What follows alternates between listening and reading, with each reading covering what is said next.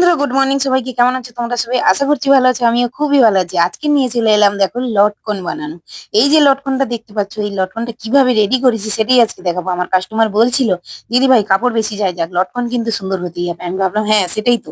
তো চলো বানানোটা দেখি না। প্রথমে আমি 7 ইঞ্চি লম্বা, 4 ইঞ্চি চওড়া কিন্তু একটা কাপড় নিয়ে নিয়েছি। চারিদিক 3 সাইড কিন্তু সেলাই করে নিয়েছি, এক সাইড খোলা রেখেছি।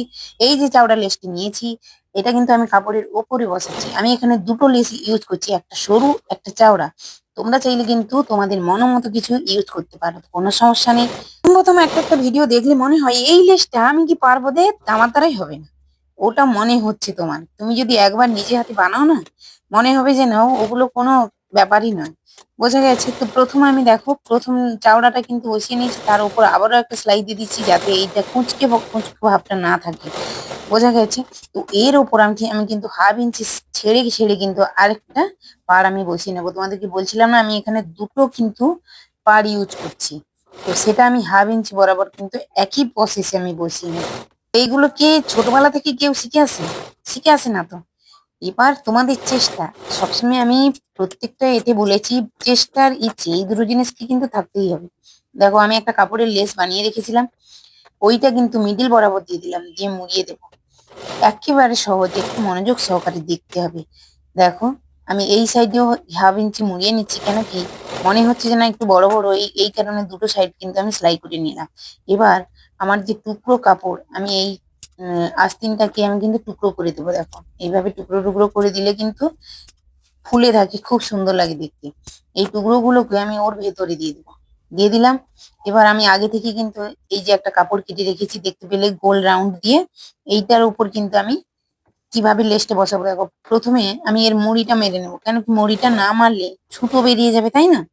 এই জন্য আমি প্রথমে কিন্তু চারিদিকে আলতো হাতে সেলাই করে নেবো। এর ওপর কিন্তু আমি লেসটা বসাবো। বোঝা গেছে কিভাবে করছি? একটু লক্ষ্য করো, খুবই সহজ পদ্ধতি। তো দেখো, যখন তুমি নিজে হাতে বানাবে না, তখন বলবে এগুলো কি, মনে হচ্ছিল কত কঠিন, এত সোজা। তো দিদিভাইয়ের কথাটা মিলিয়ে দেখবে। আজকে আমি বলছি তোমাদেরকে, সবাই পারবে, কেউ পারবে না এমন কোনো নেই। কোনো কাজ পারিব না বলিও না, সব কাজ পারিব, দেখো শতবার, তাই না? তো চলো, আমি পাটা বসিয়ে নিয়েছি। এবার একটা আমি লেস বানিয়ে রেখেছিলাম ছোট্ট করে, ওইটাকে এইভাবে মিডিলে রেখে কিন্তু আমি সেলাই করে দিলাম। তো কিভাবে এটা রেডি করছি দেখো, একেবারে সহজ, আর কোনো কিছু নেই।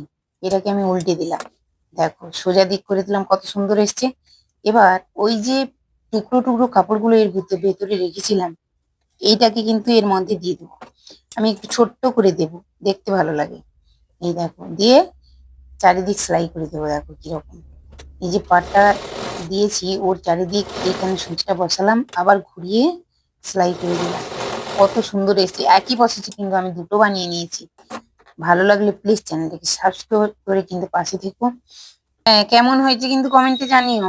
কমেন্ট করলে আমার ভালো লাগে, বুঝলে? আর কারোর কিছু জানার থাকলে অবশ্যই কিন্তু কমেন্ট করতে ভুলো না বন্ধুরা। সবাই সবাই ভালো থেকো, সুস্থ থেকো। ভিডিওটা অনেক বড় হয়ে গেল, কেউ কিন্তু স্কিপ করে করে দেখবে না, বুঝছো? চলো, টাটা। কি বলছো, দিদি ভাই তুমি কি অনলাইন ক্লাস করো? না বন্ধু, আমি অনলাইন ক্লাস করি না, সময় কোথায়।